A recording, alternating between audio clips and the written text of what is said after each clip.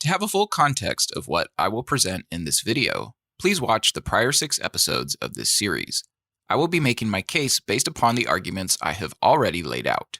It is my position that Genesis is neither young Earth nor old Earth, because I do not believe the creation account was revealed by God in a manner to express a scientific, material understanding of creation.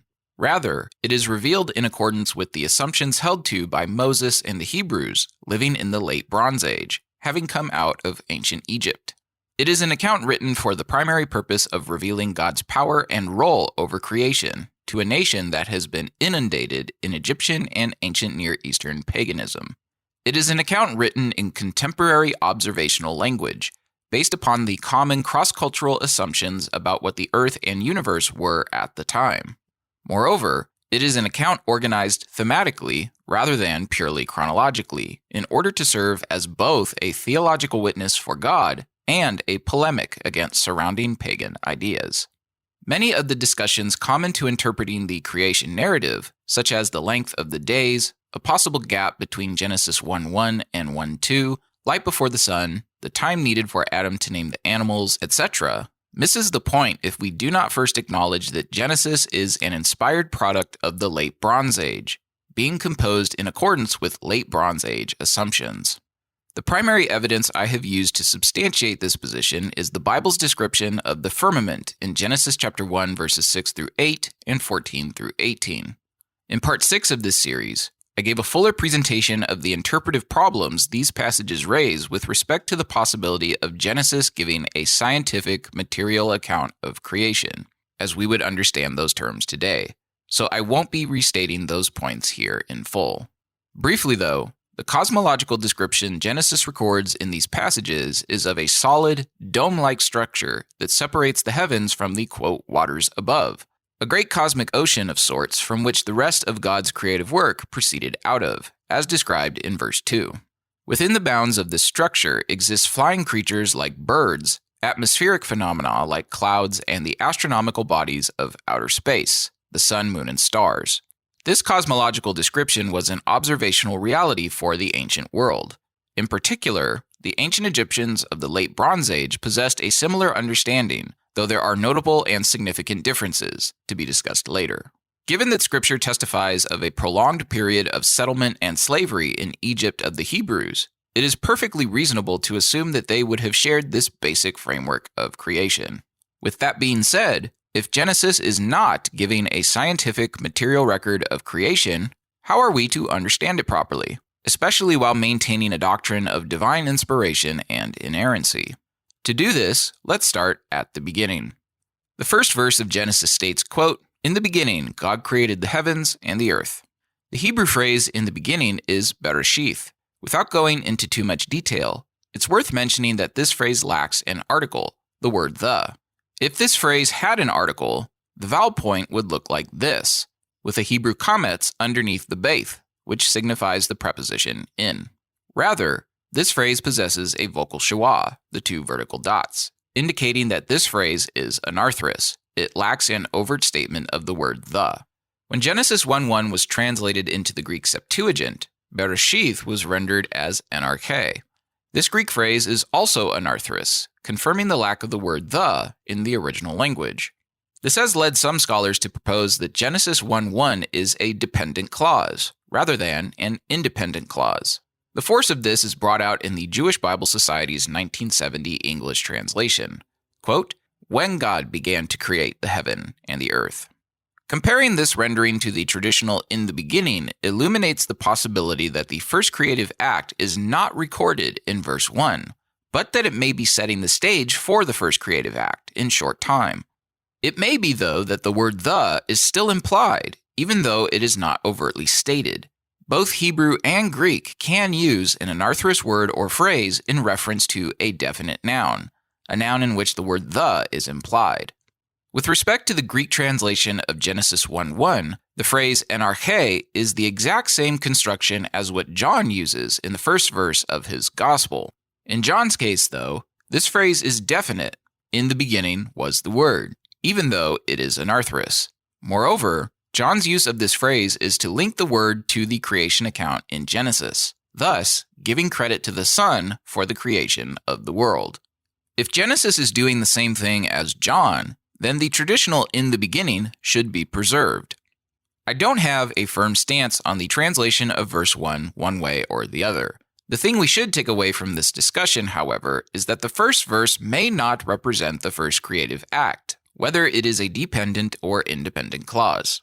If so, verse 1 is functioning as a parenthesis or a chapter heading. It is setting the scene for what's to come, or it is giving a summary statement that is then unpacked. If this is true, then verse 1 is not describing the point of creation ex nihilo, out of nothing, as many assume. Now let me pause for a second. I believe, support, teach, and defend that God created ex nihilo. The full witness of Scripture testifies that God is eternal, uncreated, and transcendent. Therefore, he existed before anything else, and created as he pleased without any other thing in prior existence. My point here is that Genesis 1:1 specifically might not be making this claim. If verse 1 is not the first creative act, then the first creative act comes later in the narrative, when other things are already described as existing. This brings us to verse 2. Verse 2 begins with the phrase wa haaretz. The conjunction waw, or vav, in modern Hebrew, links verse 2 to verse 1. If verse 1 is a dependent clause, then verse 2 is the clause that verse 1 is dependent on.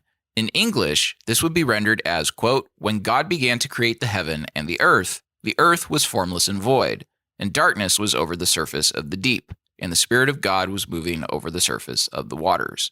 This reading would imply that the earth and the deep, or waters, were already in existence prior to the first creative act of Genesis. If verse 1 is an independent clause, then verse 2 would be describing the background for the first creative act. Several English translations attempt to capture the force of this by rendering verse 2 as "now the earth was," implying the conditions of the pre-creative state as, quote, "formless and void." The traditional young earth interpretation of this passage is as follows. It starts with, "In the beginning God created the heaven and the earth." There's no word in Hebrew for universe. That means he created everything. Mm-hmm. And then the next thing we find in Genesis 1:2, we find a water ball that is in space. Mm-hmm. There are a couple of things to point out right away. First, there is no mention of what we would call outer space to this point in the narrative. We don't have any mention of the astronomical bodies until verse 14. Those astronomical bodies exist inside of the firmament, or the expanse of heaven, which, as is stated in part 6, is where both what we would call the Earth's atmosphere and outer space are said to exist within. The firmament or expanse isn't created until verse 6. In verse 2, all we have are the earth and the deep, or the waters. Second, the word aretz, translated as earth, doesn't mean earth in the sense of a planet orbiting around the sun in outer space. It simply means dry land, as opposed to the oceans of water. Neither Moses nor any other ancient person of his day had a concept of outer space as we know it today. To apply a modern understanding of the English word earth, as in planet Earth, to a Bronze Age Hebrew text runs the risk of the reader taking the Bible out of context. Of course, God did create planet Earth, the solar system, the Milky Way, etc. Moses and the Hebrews, however, had no concept of these astronomical realities. What they knew is what they could observe.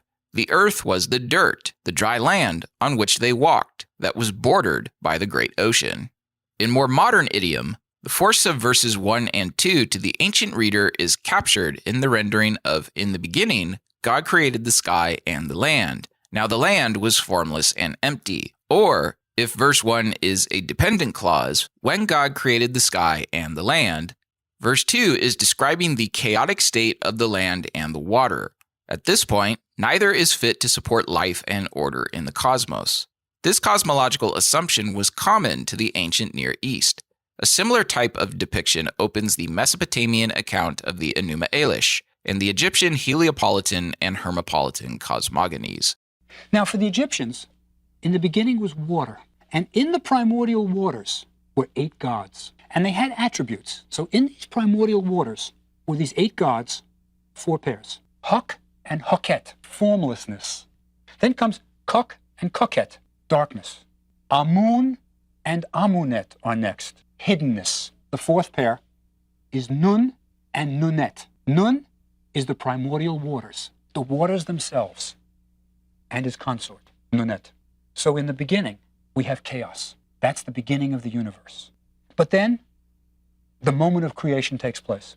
Out of the waters arises the primordial hill, a mound of earth. And standing on that primordial hill was a god, Atum. Now, Atum is a special god. He begins the other gods. He creates the gods that interact with earth. He is called the self-created, right? I mean, how did Atum get there? Created himself. Think about the first line of Genesis. I'll just read it. In the beginning, God created the heavens and the earth. Now the earth was a formless void. There was darkness over the deep. Notice there's a similarity that in the beginning is formless void, darkness. Now, of course, the Egyptian myth is thousands of years earlier than the Old Testament. People of the ancient Near East in the late Bronze Age shared a common assumption that the primordial state was of water. For these people, water was uncontrollable and unpredictable. Thus, it was viewed as a representation of chaos and disorder. The pagan societies that Abraham, Isaac, Jacob, and Moses each grew up in and around attributed the first state of all things to chaos. In revealing the scriptures, God accommodated this cultural assumption to convey his role as sovereign over the cosmos. In stating this, a major distinction needs to be pointed out. The pagan myths describe their gods as being created out of these primordial conditions, and thus subject to them. Against this context, Genesis makes a claim that is unique and radical. God is uncreated, eternal. He is not created out of the primordial conditions. He is sovereign over them, and he is the one who will subdue them in the following account of creation. The polemical weight of this claim would have been unprecedented in the ancient world, and it would have set Yahweh ontologically apart from every other pagan deity known among the neighboring nations of the wandering Hebrews and later national Israel. Though verses 1 and 2 describe God's role over the primordial conditions of the cosmos, notice that the setting of the narrative is from the earth or from the land. Genesis begins with the assumption that the rest of creation is anchored upon the surface of earth, the place where humans reside.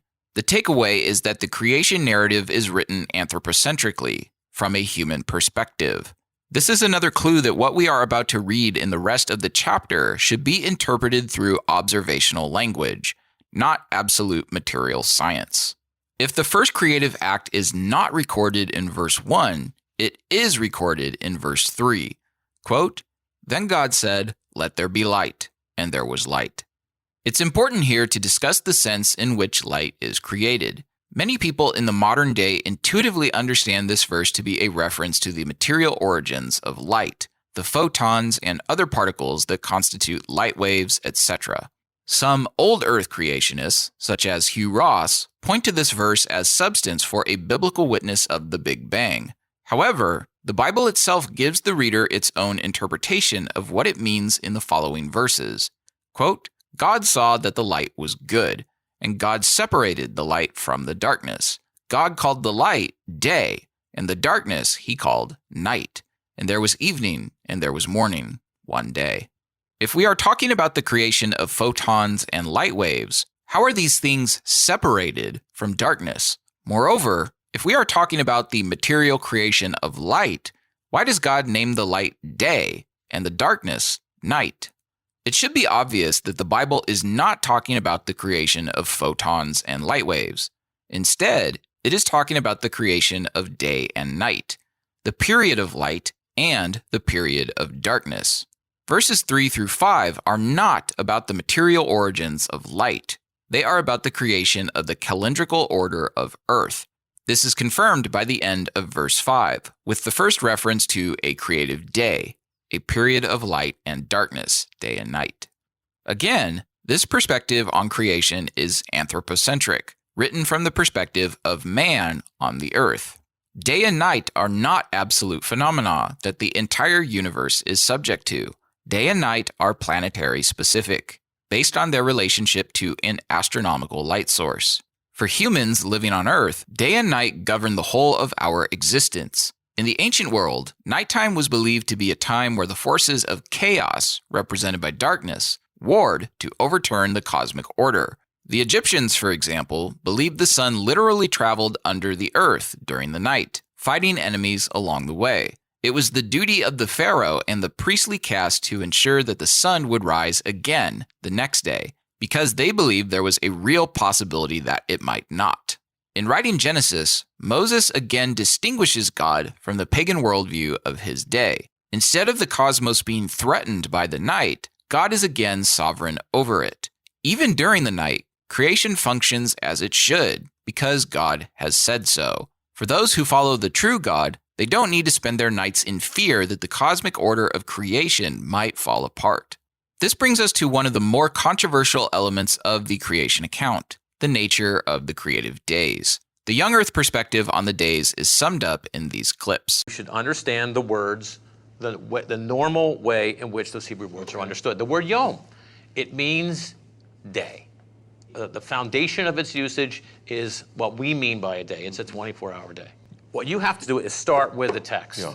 If we start with the text, yom means day. Actually, the major view of the Church Fathers, of those who commented on Genesis, is 6 ordinary days. The alternative to this view, espoused by old earth creationists, is that the days represent undefined periods of time. This view is known as the day-age view. Consider the comments of Dr. Hugh Ross. Quote, "The Hebrew word yom, translated day, is used in biblical Hebrew, as in modern English, to indicate any of 4 time periods. Some portion of the daylight, or hours, sunrise to sunset, sunset to sunset, or a segment of time without any reference to solar days, from weeks to several years to an age or epoch.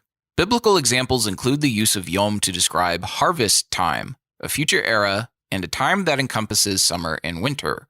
In references to the Day of the Lord, the word yom appears to indicate a span of many months or longer, depending on one's interpretation of yet-to-be-fulfilled prophecies. In Genesis chapter 2, verse 4, the word day, yom, refers to all 6 creation days, a period longer than 24 hours.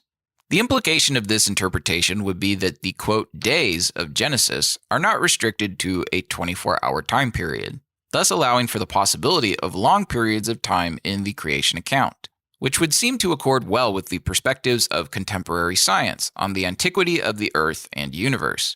This may be a surprise to some of you, but I actually agree with the young Earth perspective here. I believe that the day references in the creation narrative are to an ordinary Earth day. However, unlike my young Earth counterparts, I don't believe this is licensed to read the creation account as a strict material chronology of creation. Days on Earth are governed by the sun, as the Earth rotates on its axis. However, the sun doesn't come into existence until verse 14. Yet, the evening and morning nature of the days bears all the characteristics of a solar day. If we are attempting to read this scientifically, we are left with attempting to identify a solar-type astronomical light source before the creation of the sun. This difficulty is noted by young Earth creationist pastor John MacArthur. Quote, "As we saw on day 1, God had already created light and separated light from the darkness. Where did that original light come from, and what form was it in? We do not know because Scripture does not say. But from the earthly perspective, it seems to have been an exact parallel to sunlight, separating day from night with a rhythm that continued after day 4 and was then measured from an earthly perspective by the rising and setting of the sun." In the absence of any other candidate, MacArthur then proposes that this light may have come from God's glory, as described in passages like Revelation 21, verse 23. However, if God's glory is the light source of day 1, Scripture also says that in the presence of God's glory, quote, "there is no night. No longer will you have the sun for light by day, nor for brightness will the moon give you light, but you will have the Lord for an everlasting light, and God for your glory. Your sun will no longer set, nor will your moon wane, for you will have the Lord for an everlasting light, and the days of your mourning will be over. God is light, and in him there is no darkness at all." To posit God's glory as the light source of days 1 through 3 goes beyond the bounds of Scripture. Moreover, It does not account for the presence of night or darkness. If Genesis is attempting to describe a material light source in the first 3 days, it is very obviously a type of sun. Yet the absence of any mention of such an astronomical body on these days should give us further pause for reading Genesis in this manner. Once again, the ancient Egyptian context of the pre-Exodus Hebrews gives us a precedent for this idea of light before the sun. Quote, "Since Atum, Amun, and Ra are all connected with the sun, light was then in existence, even though the sun itself had not yet risen." When we understand the Egyptian concept of light appearing in the dark water before the creation and rising of the sun itself, we realize that when Israel heard Genesis 1:1-3, they would have envisioned a very different picture than our concept of some light out in an empty universe. We generally imagine a light in the sky with an empty cosmos already in place. We envision the earth covered by water rotating on its axis. But neither the Egyptian nor common Israelite perception, nor that of the rest of the ancient world included any of these things. Instead, they perceived a light glowing in the midst of the dark waters that were still infinite and all-pervasive, not a light in or beyond the atmosphere, and not a sun. Indeed, the light of Genesis 1:3 exists before the separation of the waters above from the waters below in verses 6-8 on the second day. Thus, this light doesn't exist in or among the heavenly astronomical bodies of the universe. Instead, this light that governed the calendrical system of day and night is created out of the midst of the waters and darkness that constitute the primordial state, the same assumption that was held to by the Egyptians of the Late Bronze Age. Again, there is another big difference that Moses highlights in contrast to Egyptian paganism. Light is not the creator, but simply another aspect of the creation. The light is not God. The light is made by God. Thus, the light or any of its agents, the sun, moon, or stars, are not to be worshipped. Only God is to be worshipped because he is the creator and sustainer of all things. Quote, "We can conclude that in Genesis, the subject of day 1 is the creation of a function, time. The first creative act of Genesis is not the material creation of light waves and photons as seen on planet Earth, covered by water in an empty universe. God's first creative act is the ordering of time, day and night, the basic daily calendar which all the rest of creation will function within. The revelation of God's sovereignty over time is through the common cross-cultural assumptions of the ancient world in the Late Bronze Age, that the primordial state was of infinite darkness and water, which covered land. It is from this point that the rest of the creative week will proceed, using the language of ancient observation as the basis for God to begin to reveal himself to a new nation coming out of slavery. God doesn't wholeheartedly correct every perception of the Bronze Age Israelites upon their freedom. He starts with one issue at a time, with the first and most important emphasis being on who he is, the true creator, the true sustainer, the one true God.